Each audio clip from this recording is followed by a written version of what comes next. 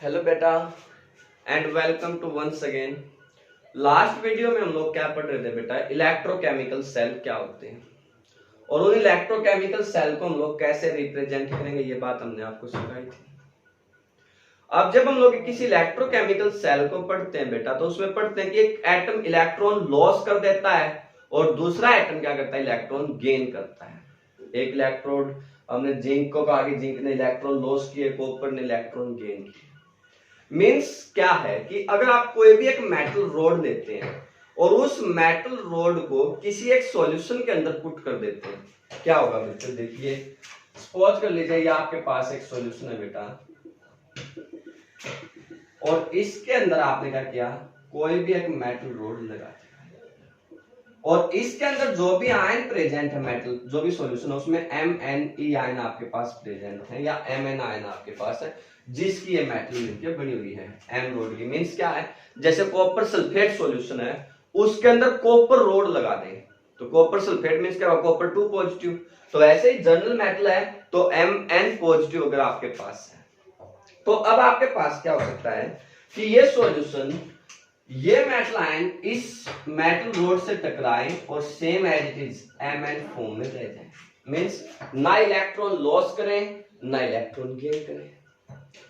दूसरा पॉसिबिलिटीज क्या हो सकती है बच्चों, वो आपके पास पॉसिबिलिटीज है बेटा कि अगर मान लीजिए क्या आपके पास कोई भी एक सॉल्यूशन है और उसके अंदर आप लोगों ने क्या किया, एक मेटल रोड लगाई और ये क्या था, कोई भी सॉल्यूशन था, तो इस सॉल्यूशंस ने क्या किया, इलेक्ट्रॉन गेन कर लिए। सपोज कर लीजिए ये Ne इलेक्ट्रॉन गेन करके और किस में कन्वर्ट हो गए, मेटल्स में, वो मेटल डिपॉजिट हो जाएगी। ये बात समझ में आया। एक ये हो सकता है, नेक्स्ट क्या हो सकता है बच्चों कि कोई भी जो मेटल है आपके पास, कोई भी मेटल इलेक्ट्रोड अगर आपके पास है, वो मेटल इलेक्ट्रोड खुद इलेक्ट्रॉन लॉस कर दे, अपने आयन लॉस कर दे सॉल्यूशंस के अंदर। मींस ये मेटल जो आपके पास थी बच्चों, वो इलेक्ट्रॉन लॉस करके Mn आयन में कन्वर्ट हो जाती है। आई बात समझ, n नंबर ऑफ इलेक्ट्रॉन को लॉस करके। यहां पे हुआ क्या है, पहले केस में कोई इफेक्ट नहीं पड़ा, ना सॉल्यूशंस चेंज हुआ और ना जो है मेटल रोड चेंज हुई, ठीक है। दूसरे केस में क्या हुआ कि जो मेटल जो सॉल्यूशंस आपके पास था, उस सॉल्यूशन ने इलेक्ट्रॉन गेन किए बेटा और वो मेटल में कन्वर्ट हो गए। नेक्स्ट केस में यहां पे क्या हुआ कि एक मेटल ने इलेक्ट्रॉन लॉस किए और वो किस में कन्वर्ट हो गया बच्चों, लॉस ऑफ द इलेक्ट्रॉन आपके पास होगा। यही होता है ना जनरली। तो जो इलेक्ट्रोड पोटेंशियल है बेटा, अब ये इलेक्ट्रोड जैसे हमने आपको समझाया था कि अगर आप लोग जिंक सल्फेट लेंगे और जिंक रोड डालेंगे उसके अंदर तो 2 इलेक्ट्रॉन लॉस होंगे बेटा। जिंक सल्फेट में क्या होते हैं, 2 इलेक्ट्रॉन लॉस होते हैं। या इसी के प्रेजेंस में कॉपर लेंगे तो कॉपर 2 इलेक्ट्रॉन गेन करता है, सिल्वर 1 इलेक्ट्रॉन लॉस करता है, तो लाइक दैट। तो मींस हरेक मेटल क्या होते हैं, इलेक्ट्रॉन को लॉस, पर्टिकुलर इलेक्ट्रॉन लॉस या गेन करने की टेंडेंसी होती है। तो कोई भी मेटल या कोई भी जो इलेक्ट्रोड है, इलेक्ट्रोड बोलिएगा बेटा आप लोग, कोई भी इलेक्ट्रोड जितने भी नंबर ऑफ इलेक्ट्रॉन गेन या लॉस करता है, नंबर ऑफ इलेक्ट्रॉन गेन और loss of electrode is known as the electrode potential. क्या बोलते हैं बच्चों उसको, इलेक्ट्रोड पोटेंशियल। बात समझ में आई। जो भी नंबर ऑफ इलेक्ट्रॉन लॉस या गेन हुए हैं या किसी भी इलेक्ट्रोड की इलेक्ट्रॉन लॉस या गेन करने की जो टेंडेंसी आपके पास है, उस टेंडेंसी को हम लोग क्या बोलते हैं, इलेक्ट्रोड पोटेंशियल बोलते हैं। बात समझ में आई बच्चों। अब इलेक्ट्रोड पोटेंशियल क्या, ये बात तो समझ में आ गई, द टेंडेंसी टू लॉस और गेन ऑफ द इलेक्ट्रॉन। अब कोई इलेक्ट्रॉन गेन कर सकता है, अब बेटा जो इलेक्ट्रॉन गेन करेगा उसका क्या होगा, रिडक्शन। जो इलेक्ट्रॉन गेन करता है उसका क्या होता है बच्चों, रिडक्शन। तो ये आपके पास क्या आ जाएगा, रिडक्शन पोटेंशियल। ये क्या आ जाएगा बच्चों, रिडक्शन पोटेंशियल। इलेक्ट्रोड पोटेंशियल भी 2 प्रकार से हो जाएगा आपके पास। और अगर किसी ने इलेक्ट्रॉन लॉस किए हैं, अगर किसी ने क्या किए हैं, इलेक्ट्रॉन लॉस किए हैं, तो वो आपके पास क्या आ जाएगा बच्चों, ऑक्सीडेशन पोटेंशियल। वो क्या आ जाएगा बच्चों, ऑक्सीडेशन पोटेंशियल। बात समझ में आई। इलेक्ट्रोड पोटेंशियल तो क्या, कॉमन टेंडेंसी टू लॉस और गेन ऑफ द इलेक्ट्रॉन। अगर इलेक्ट्रॉन लॉस हुए हैं तो रिडक्शन पोटेंशियल, और इलेक्ट्रॉन गेन हुए हैं तो ऑक्सीडेशन पोटेंशियल। सॉरी उल्टा बोल दिया, अगर इलेक्ट्रॉन लॉस हुए हैं तो ऑक्सीडेशन पोटेंशियल, और इलेक्ट्रॉन गेन हुए हैं तो रिडक्शन पोटेंशियल। बात समझ में आई बच्चों? पक्का। दूसरा, अगर इन्हीं को, इसी इलेक्ट्रोड पोटेंशियल को हम लोग स्टैंडर्ड कंडीशन के अंदर मेजर करते हैं, मींस अगर आप लोग क्या करते हैं 298 केल्विन टेम्परेचर, 1 एटमॉस्फेरिक प्रेशर, सच कंडीशंस के ऊपर अगर आप लोग क्या करते हैं इलेक्ट्रोड पोटेंशियल को मेजर करते हैं बच्चों, तो उसको बोलते हैं स्टैंडर्ड इलेक्ट्रोड पोटेंशियल। क्या बोलते हैं बच्चों उसको? Standard electrode potential. और उस स्टैंडर्ड इलेक्ट्रोड पोटेंशियल को हम लोग लिखते हैं बच्चों ई नोट से। स्टैंडर्ड इलेक्ट्रोड पोटेंशियल को क्या से लिखते हैं बेटा? ई नोट से। बात समझ में आ गई? पक्का। दूसरा आपके पास क्या होगा, आपने ये बात भी यहीं से याद क्लियर करनी है, अगर सेम मेटल है ना बच्चों, उस सेम मेटल का ऑक्सीडेशन रिडक्शन पोटेंशियल भी आ सकता है और रिडक्शन पोटेंशियल भी आ सकता है। जैसे हमने आपको बताया था कि अगर आप लोग कॉपर को लेते हैं सिल्वर की प्रेजेंस में, तो कॉपर इस साइड आएगा तो इसका ऑक्सीडेशन पोटेंशियल आएगा, और अगर इसी को यहां पे, अगर सिल्वर आपके पास है बच्चों, और अगर इसी को आप लोग लेते हैं जिंक की प्रेजेंस में, जिंक रोड अगर आपके पास इस प्रकार इस साइड है और कॉपर रोड इस साइड है, तो यहीं पर कॉपर का क्या आएगा? जो यहाँ पे कॉपर का क्या आएगा बच्चों? रिडक्शन पोटेंशियल, और यहाँ पे कॉपर का क्या आएगा? Oxidation potential. ये बात समझ रहे हैं? तो अब जिसका भी ऑक्सीडेशन पोटेंशियल जिस एलिमेंट का जो होता है, वही क्या होता है? उसका रिडक्शन पोटेंशियल भी होता है। मींस आप लोगों ने क्या याद रखना बेटा, जो ऑक्सीडेशन पोटेंशियल होता है वो ऑक्सीडेशन पोटेंशियल किसके बराबर होता है? रिडक्शन पोटेंशियल के बराबर ही होता है, बस साइन अपोजिट होता है। Oxidation potential is equal to minus of the reduction potential. Oxidation potential is equal to minus of the reduction potential. उसको हम लोग क्या बोलते हैं? इलेक्ट्रोड पोटेंशियल बोलते हैं। बात समझ में आई कि नहीं आई? इलेक्ट्रोड पोटेंशियल क्या है, ये बात क्लियर हुई सभी को? द टेंडेंसी ऑफ लॉस और gain of the electron is known as the electrode potential. बात clear? Standard electrode potential 298 kelvin temperature and 1 atmospheric pressure के ऊपर जो स्टैंडर्ड प्रेशर है, स्टैंडर्ड कंडीशन है, उनके ऊपर जो प्रेशर आएगा या एक पोटेंशियल आएगा उसको बोलते हैं स्टैंडर्ड इलेक्ट्रोड पोटेंशियल। जो इलेक्ट्रॉन लॉस करेगा तो ऑक्सीडेशन पोटेंशियल, इलेक्ट्रॉन गेन करेगा तो रिडक्शन पोटेंशियल। मैग्नीट्यूड में oxidation potential and reduction potential are equal but opposite in sign. बात क्लियर हुई बच्चों अच्छे से? नेक्स्ट हमारे पास क्या है, हमें ये देखना है, हमें ये तो पता चल गया कि कोई भी जो इलेक्ट्रोड पोटेंशियल है वो कितना आएगा, पर इसके लिए हमें मेजरमेंट भी तो करनी पड़ेगी ना बच्चों। हमें क्या करना पड़ेगा? जो मेजरमेंट है उसको देखना पड़ेगा। तो जो मेजरमेंट आपके पास है वो कैसे होगी?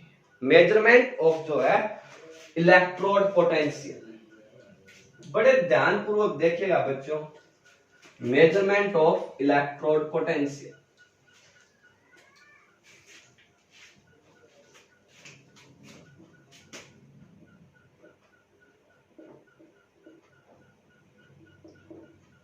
मेजरमेंट ऑफ जो है electrode potential, how to measure. तो ये बड़ा पंगे का काम था, बड़ी प्रॉब्लम्स थी बेटा इसमें। प्रॉब्लम्स क्या थी? वो प्रॉब्लम थी कि अगर आप लोग क्या करते हैं, कोई भी गैल्वेनिक सेल बनाते हैं तो उसमें दो बीकर होंगे, एक लेफ्ट बीकर होगा एक राइट बीकर होगा, एक का ऑक्सीडेशन आप होगा एक का रिडक्शन आप होगा। तो स्टैंडर्ड किसको बनाए? सबसे बड़ा क्वेश्चन क्या था कि फिर यहां पे स्टैंडर्ड क्या होगा? तो इस स्टैंडर्ड की सिचुएशन को सोल्व करने के लिए बहुत ज्यादा दिमाग लगाने के बाद एक प्रोसेस हमारे समझ में आया जिसको बोलते हैं standard electrode potential of hydrogen या normal electrode potential of hydrogen. उसको क्या लिखते हैं बच्चों? SHE या NHE, स्टैंडर्ड हाइड्रोजन इलेक्ट्रोड या नॉर्मल हाइड्रोजन इलेक्ट्रोड। अब ये क्या था, कैसे जो स्टैंडर्ड जो हाइड्रोजन इलेक्ट्रोड या नॉर्मल हाइड्रोजन इलेक्ट्रोड को मेजर किया गया, इसको आप लोगों ने समझना। आप लोग क्या करेंगे बच्चों, एक बीकर ले लीजिए बेटा, सपोज कर लीजिए आपके पास क्या है, एक बीकर है। ठीक है। इसके अंदर आप लोगों ने क्या करना, 1 मोलर HCl सॉल्यूशन, क्या लेना बच्चों इसके अंदर 1 मोलर HCl सॉल्यूशन आप लोगों ने लेना है, बात समझ गए। और इसके अंदर आप लोगों ने क्या करना है, एक कनेक्टिंग वायर की सहायता से क्या करेंगे बेटा, इस तरह से कनेक्टिंग वायर आप लोगों ने ली और उन कनेक्टिंग वायर की सहायता से इसके अंदर यहां पर एक प्लेटिनम मेटल, क्या बच्चों ये एक प्लेटिनम मेटल, उसको आप लोगों ने लटका दिया, ठीक है। और इस प्लेटिनम मेटल्स को कनेक्टिंग वायर है, ज्यादा भी हो सकते हैं, इस तरह से आप लोग और भी रिप्रेजेंट कर सकते हैं, ठीक है बेटा। अब क्या करना है, इनको एक ट्यूब के अंदर फिक्स करना है सिलेंड्रिकल फॉर्म में, इस तरह से।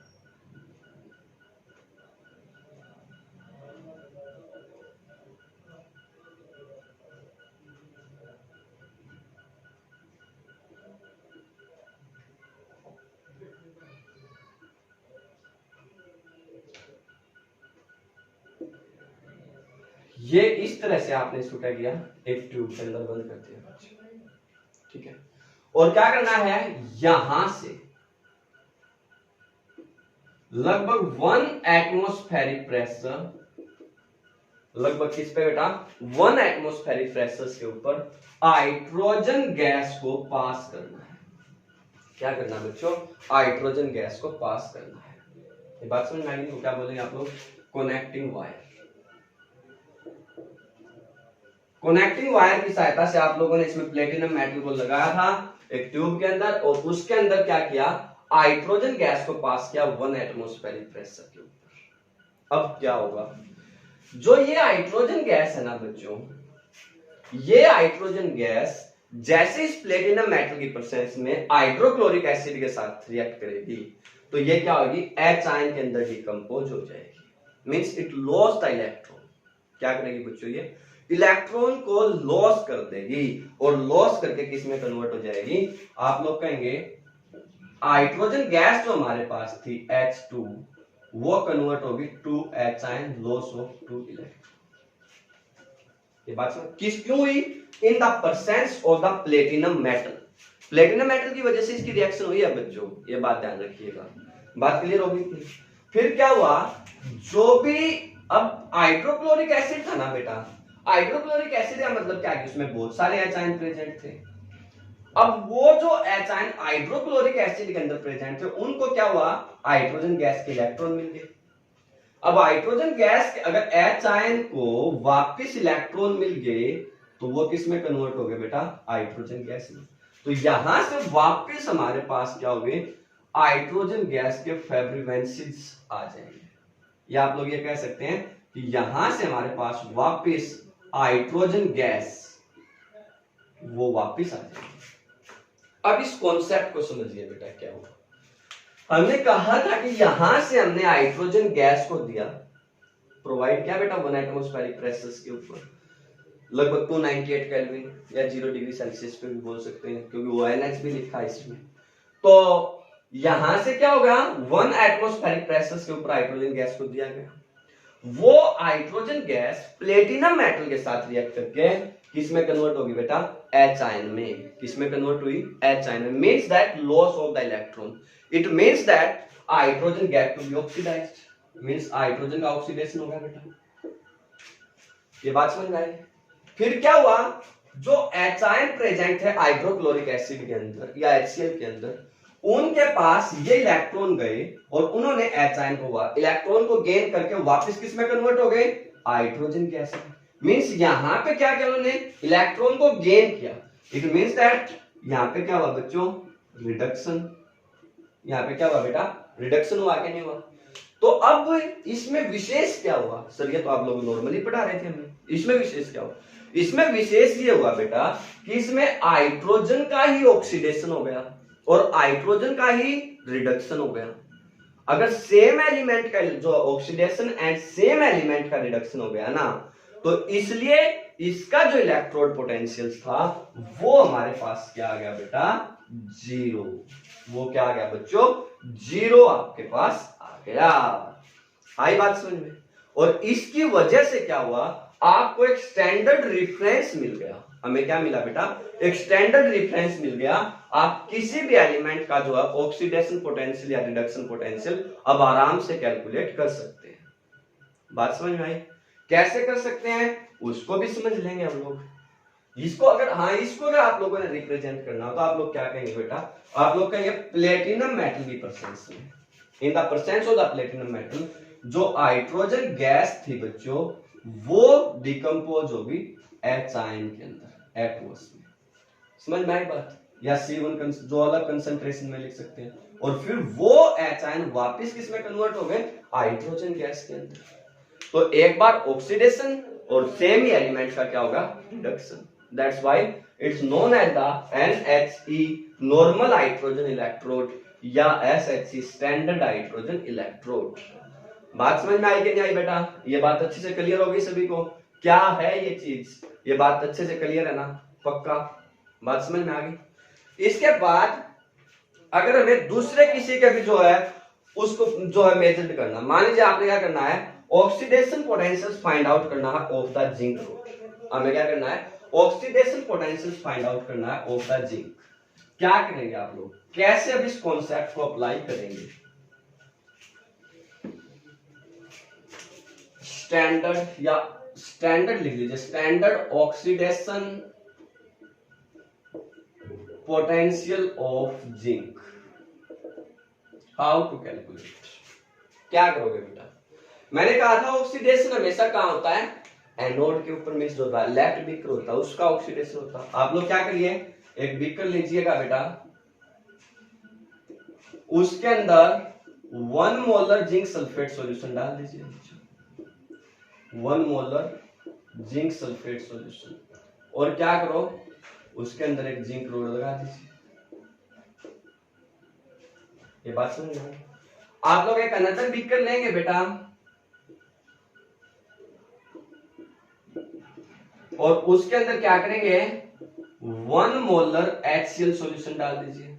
उसके अंदर क्या करना है बेटा, 1 मोलर HCl सॉल्यूशन, और उसके अंदर क्या करना है, प्लेटिनम वायर, प्लेटिनम मेटल को आपने जो है कनेक्टिंग वायर की सहायता से ऐसे लटकाना होता है, हैंग कर दिया बेटा, ठीक है। और इसको एक ट्यूब के अंदर सिलेंड्रिकल फॉर्म में, ये इसकी कनेक्टिंग वायर होगी, यहां से आप लोग इसके अंदर हाइड्रोजन गैस प्रोवाइड करेंगे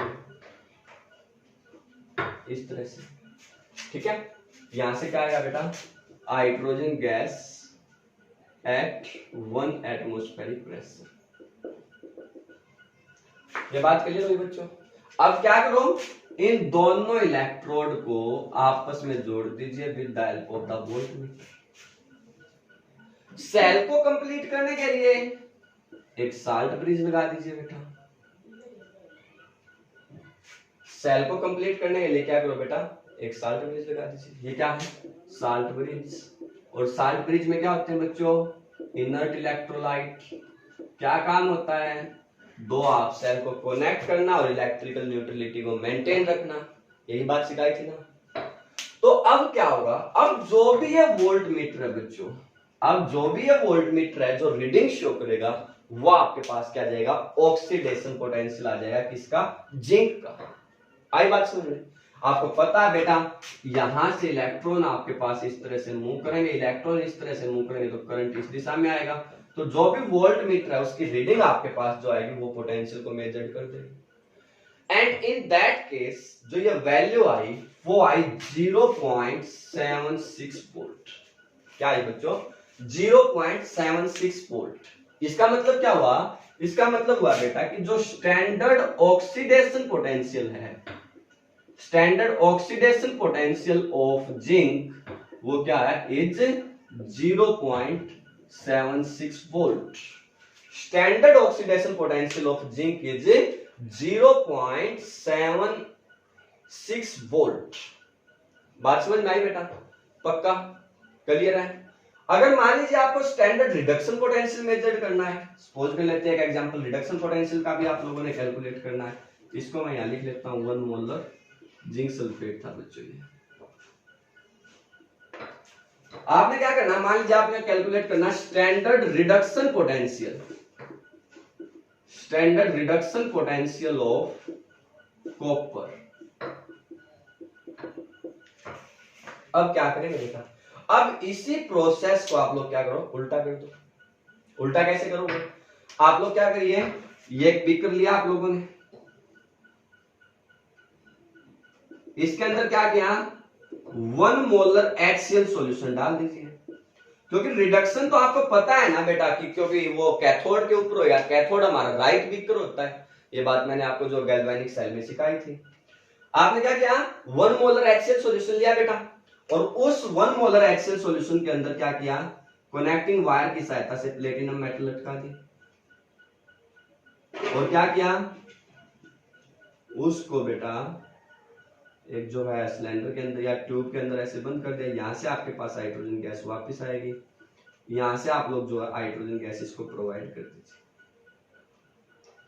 ये बात समझ में आ गई, यहां से क्या करना है, हाइड्रोजन गैस प्रोवाइड करना। ये क्या है, कनेक्टिंग वायर। ये बात क्लियर होगी बेटा। ये आपने एक अनदर बीकर लिया, अब इस बीकर में आप लोगों ने क्या करना है बच्चों, 1 मोलर कॉपर सल्फेट सॉल्यूशन ले लिया बेटा, कॉपर सल्फेट सॉल्यूशन आप लोगों ने ले लिया, और इसके अंदर क्या की बेटा, एक कॉपर रॉड लगा दी, और इन दोनों को with the help of the volt meter connect कर दिया। इन दोनों को क्या किया बेटा, with the help of the volt meter connect कर दिया। सर्किट को कंप्लीट करने के लिए आप लोगों ने क्या किया बच्चों, एक साल्ट ब्रिज लगा दी। ये क्या है, साल्ट ब्रिज। बात समझ में आई कि नहीं आई। अब यहां से जो भी इस वोल्ट, आपको पता है बेटा इलेक्ट्रॉन इस ऐसे जाएंगे, करंट ऐसे जाएगा, उसमें तो कोई प्रॉब्लम नहीं है, वोल्ट मीटर डिफ्लेक्शन शो करेगा। तो यहां से अब जो वोल्ट मीटर की रीडिंग आएगी बेटा, उसको आप लोग क्या बोलेंगे, स्टैंडर्ड ऑक्स, क्योंकि ये स्टैंडर्ड कंडीशन है बेटा, 1 मोलर HCl है, 1 मोलर सल्फेट जो कॉपर सल्फेट है, तो उसको क्या बोलेंगे आप लोग, स्टैंडर्ड रिडक्शन पोटेंशियल। क्या बोलेंगे बेटा, स्टैंडर्ड रिडक्शन पोटेंशियल ऑफ जो है कॉपर। और मान लीजिए इन दैट केस जो ये आंसर आया वो आपके पास था बच्चों 0.34 वोल्ट। जो इसके अंदर आंसर आया वो क्या था बच्चों, 0.34 वोल्ट। बात समझ में आई पक्का। तो अब मान लीजिए ये तो आपने कैलकुलेट कर लिया बेटा, standard reduction potential of copper calculate किया आपने, standard reduction potential of zinc calculate किया। अगर वो आपसे कहे कि calculate the oxidation potential of zinc, या सॉरी रिडक्शन पोटेंशियल, वो यहीं से ये कहते हैं कि स्टैंडर्ड रिडक्शन पोटेंशियल बताइए हमें, क्या आएगा, रिडक्शन पोटेंशियल ऑफ जिंक। तो मैंने कहा था वो किसके बराबर होता है, ऑक्सीडेशन पोटेंशियल के बराबर ही होता है, बस माइनस होता है, तो मींस माइनस 0.76 वोल्ट। सेम इसी तरह से आप लोग क्या कहेंगे, जो स्टैंडर्ड ऑक्सीडेशन पोटेंशियल है बच्चों, ऑक्सीडेशन पोटेंशियल ऑफ कॉपर, वो क्या है, माइनस 0.34 वोल्ट। समझ में आई बात पक्का। किस तरह से हम लोग जो इलेक्ट्रोड पोटेंशियल्स को मेजर करते हैं, स्टैंडर्ड इलेक्ट्रोड पोटेंशियल या NHE normal hydrogen electrode potential क्या बच्चों, या स्टैंडर्ड हाइड्रोजन इलेक्ट्रोड क्या है, और फिर उसकी सहायता से हम लोग जो है किस तरह से किसी भी एलिमेंट का ऑक्सीडेशन पोटेंशियल या रिडक्शन पोटेंशियल कैलकुलेट कर सकते हैं। ये बात अच्छे से समझ में आई बेटा सभी को पक्का। तो इसको अच्छे से करेंगे। तो अब इस तरह से क्या किया जाएगा, अलग अलग एलिमेंट के ऑक्सीडेशन पोटेंशियल या रिडक्शन पोटेंशियल कैलकुलेट कर लिया गया सभी एलिमेंट के, और उन सब को एक सीरीज के अंदर अरेंज कर दिया गया बेटा, जिसको हम बोलते हैं इलेक्ट्रोकेमिकल सीरीज। तो कल वाली वीडियो में हम लोग बात करेंगे what is electrochemical series and what are their importance. बात समझ गए पक्का। इसको अच्छे से करेंगे बेटा सभी, बेस्ट ऑफ लक, सभी ने अच्छे से करना है बेटा इसको।